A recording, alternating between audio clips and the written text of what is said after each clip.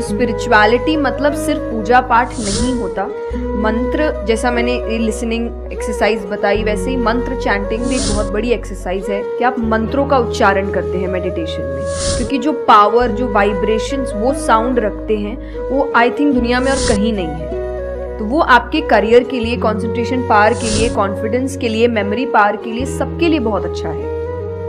गीता जी में स्पिरिचुअलिटी का ज्ञान उसको दिया गया है जिसको आगे जाके राजा बनना है, अर्जुन को। उसके पास क्या लग्जरी नहीं है, राज्य नहीं है, पैसा नहीं है, क्या नहीं है। तो अध्यात्म का मतलब कभी भी नहीं होता सब कुछ छोड़ देना, सबके बीच रहना है, पर इस तरीके से रहना है कि वो आप पर हावी ना हो।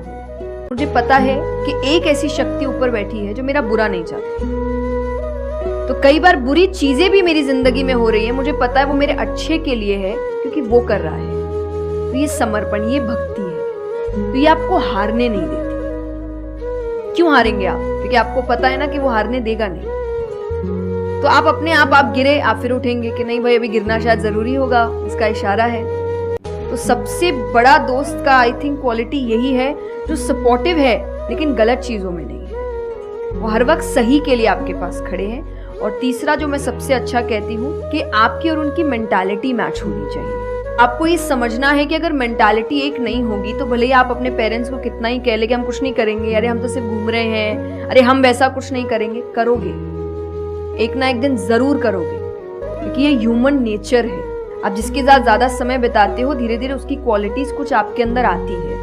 तो इसीलिए मैं हमेशा कहती हूँ अपने अंदर के बच्चे को जिंदा रखिए, क्योंकि वो कभी भी ये नहीं देखता इससे मेरा फायदा होगा, या उसको अच्छी लगती है चीज और वो करता है। कई ऐसे एक्सरसाइजेज है जो आपको हेल्प करती है कंसंट्रेशन के लिए।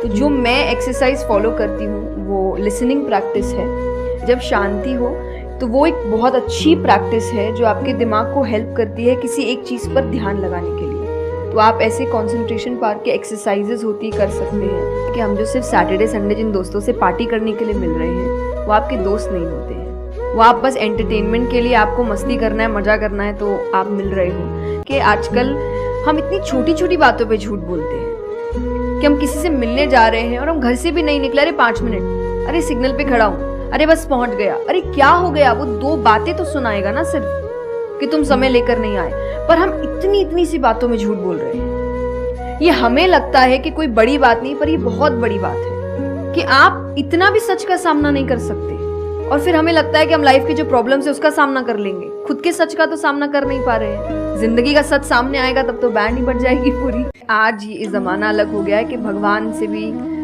लेन देन का मामला चल रहा है कि आप मेरा ये काम कर दो तो ये हो जाएगा, और काम एक भी नहीं हुआ तो भगवान बदल ले, कि वही कहीं और माथा टेकते हैं, यहाँ तो काम हो नहीं रहा, तो ये भक्ति नहीं होती। तो एक तो जो परसेप्शन भक्ति का बन गया है कि भजन कीर्तन पूजा पाठ कर लिया और भक्ति हो गई। भक्ति का असल मीनिंग है सरेंडर, समर्पण।